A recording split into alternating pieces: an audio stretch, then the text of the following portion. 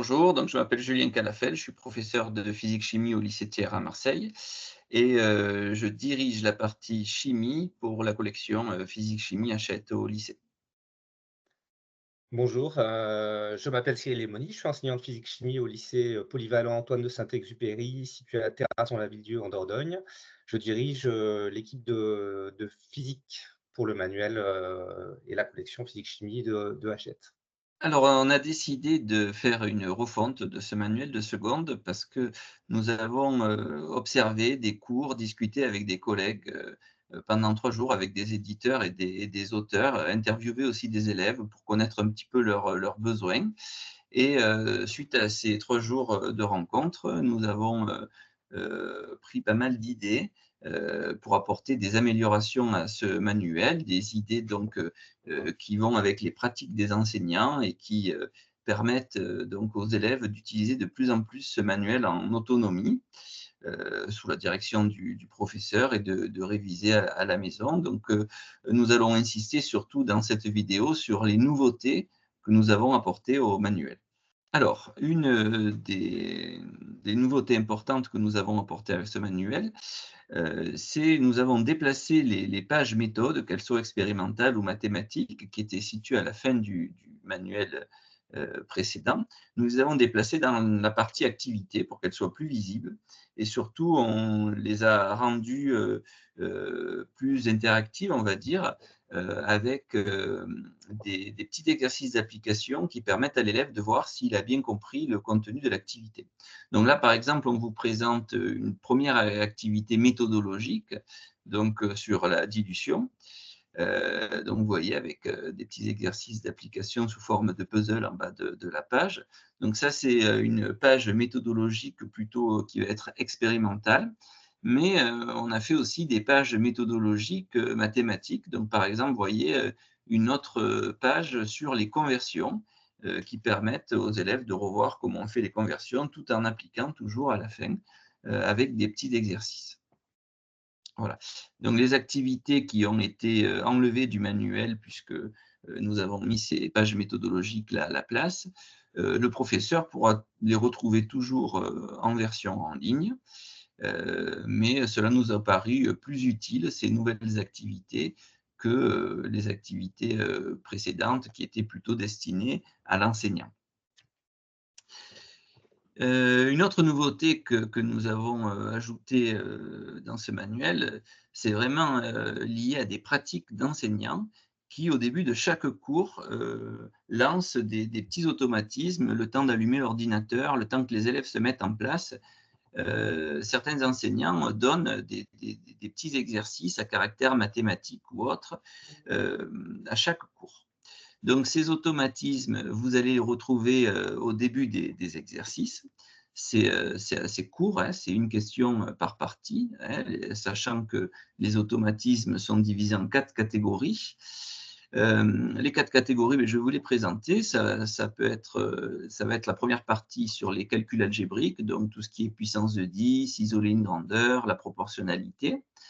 Une autre catégorie, c'est tout ce qui va être calcul numérique, donc les conversions, le calcul mental, les calculs de pourcentage. Une troisième catégorie sur la géométrie et la schématisation. Et enfin, une dernière catégorie sur la lecture de graphiques et de tableaux. Donc, dans chaque chapitre, vous allez retrouver 2 séries d'automatismes, ce qui fait que vous pouvez, couvrir un certain nombre de cours pendant l'année en démarrant, donc, par ces automatismes-là que l'on vous propose. Par rapport à l'édition de 2019, nous avons revisité la rubrique des bons réflexes en créant des vidéos courtes, d'une durée maximale de 2 à 3 minutes. Ces vidéos remplacent le texte qui était présent à l'écrit dans l'édition précédente. Ce texte qui est présent à l'écrit, bien sûr, reste disponible dans le manuel du professeur ou sur le site collection. Ces vidéos, d'une durée donc maximale de 2 à 3 minutes, permettent à l'élève d'apprendre à résoudre étape par étape des exercices en travaillant une compétence du programme. Dans la vidéo qui est présentée en exemple, on permet de déterminer la période d'un signal sonore à partir de sa représentation temporelle. L'élève va, en regardant la vidéo, travailler point par point la méthodologie pour résoudre le problème qui lui est posé et sera ensuite amené à travailler sur les exercices résolus du manuel. Ces vidéos sont faciles à utiliser, elles sont flashables à l'aide des QR codes disponibles dans le manuel. Bon, par rapport à l'édition 2019, le manuel a gagné en volume. Nous avons ajouté 2 pages d'exercices s'entraîner, parfois davantage selon les chapitres, puisque de nouveaux exercices ont également remplacé d'anciens qui étaient présents dans le manuel de 2019. Dans ces exercices, de nouvelles rubriques apparaissent. La première rubrique est l'exercice métier qui se présente en 2 parties. Une première partie qui permet de travailler les compétences du programme et une seconde partie sur fond colorisé qui permet d'effectuer une recherche sur un métier précis en lien avec la thématique abordée lors du chapitre. C'est un moyen d'orienter l'élève vers une recherche qu'il n'aurait certainement pas fait spontanément et cela permet de sortir des schémas classiques du travail d'orientation. À ce sujet, donc, on trouve également des podcasts d'étudiants présentant des parcours souvent inspirants en début de chaque partie du manuel. Deuxième rubrique, les exercices esprit critique. Enseigner l'esprit critique est important de nos jours. Un élève doit devenir un adulte responsable, capable d'évaluer la crédibilité d'une source, par exemple, ou de faire la distinction entre des faits vérifiables, des croyances ou des opinions personnelles. Nous proposons de nombreux exercices permettant de travailler l'esprit critique à travers les compétences du programme dans chaque chapitre, que ce soit en chimie ou en physique. Enfin, des exercices sur les flashcards ont été ajoutés, permettant à nouveau de travailler en autonomie, sous la responsabilité de l'enseignant, et permettent ainsi de gagner progressivement cette autonomie dans le travail personnel.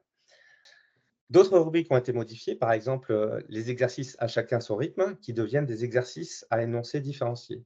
Nous étions aperçus lors des visites dans les établissements que les élèves, lorsqu'on donnait les exercices à la maison, étaient laissés très souvent tomber l'exercice à énoncé compact et aller sur l'énoncé détaillé. Donc nous avons choisi de positionner les énoncés détaillés en fin de manuel, à la fin de favoriser encore une fois l'autonomie et que l'élève puisse s'aider de l'énoncé détaillé seulement si il bloque réellement sur l'énoncé compact.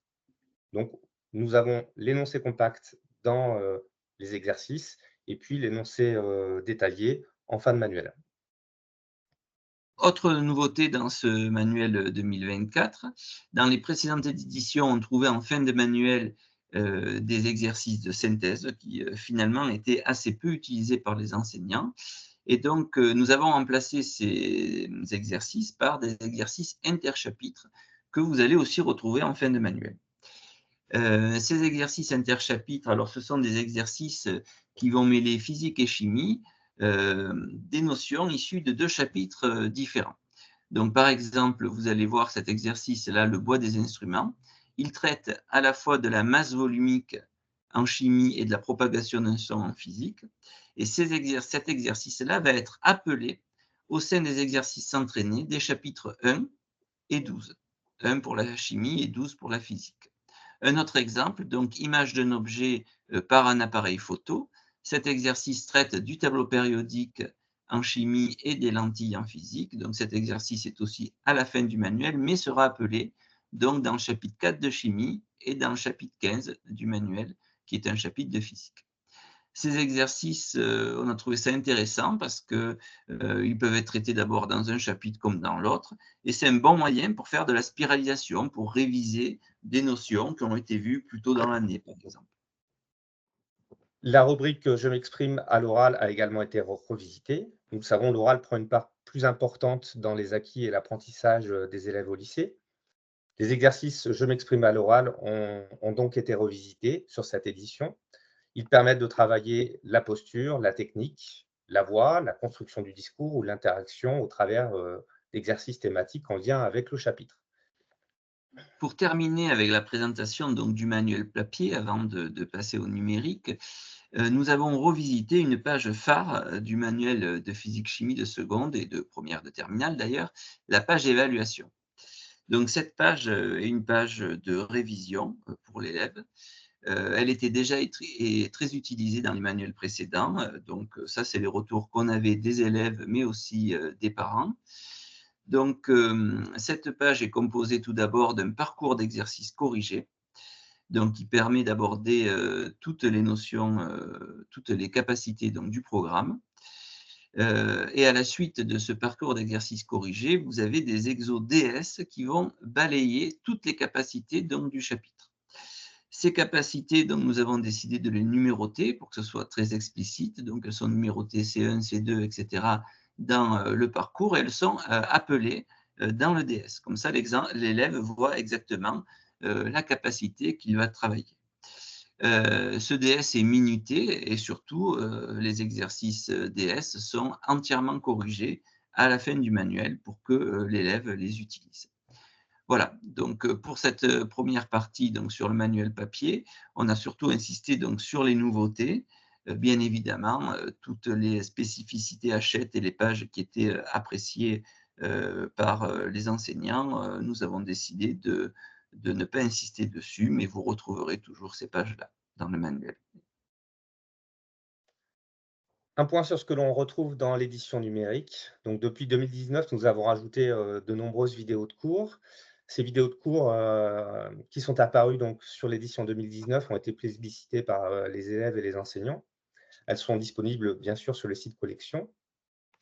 Depuis, de nombreuses vidéos de cours et d'expériences ont été rajoutées. Sur cette édition, la digitalisation de l'offre se poursuit en proposant, bien sûr, les vidéos réflexes que nous avons mentionnées précédemment, des flashcards qui sont mis à disposition pour chacun des chapitres. Les programmes en langage Python ou les sketchs pour les microcontrôleurs Arduino sont toujours présents dans le manuel et sont bien sûr présents dans l'édition numérique, ainsi que des aides qui sont destinées à l'enseignant pour comprendre les sketchs ou les programmes que nous fournissons. Enfin, les podcasts sur l'orientation sont également disponibles parmi les ressources numériques. Merci beaucoup pour votre attention. Nous espérons que cette édition en 2024 du manuel de physique-chimie de classe de seconde saura vous satisfaire et satisfaire aux exigences des enseignants que vous êtes. Et surtout, n'hésitez pas, à faire, des commentaires, directement en ligne. Nous sommes preneurs de toute information, concernant, ce manuel et nous sommes à l'écoute, sur vos pratiques.